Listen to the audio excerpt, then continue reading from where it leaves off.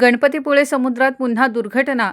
संभाजीनगरचे 5 पर्यटक समुद्रात बुडाले, शोधकार्य सुरू. रत्नागिरी जिल्ह्यातील प्रसिद्ध पर्यटन स्थळ गणपतीपुळे येथे पुन्हा एकदा दुर्घटना घडली आहे. ही दुर्घटना शनिवारी सकाळी घडली.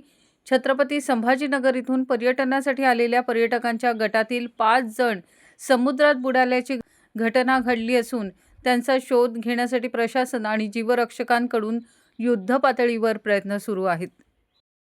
मिळालेल्या प्राथमिक माहितीनुसार छत्रपती संभाजीनगर इथून 19 जणांचा एक गट गणपतीपुळे येथे पर्यटनासाठी आला होता.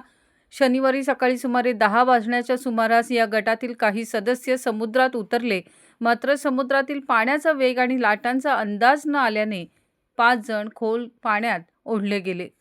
घटनेची माहिती मिळताच किनाऱ्यावरील स्थानिक ग्रामस्थ, व्यापारी तसंच तैनात असलेल्या जीवरक्षकांनी तातडीने घटनास्थळी धाव घेतली.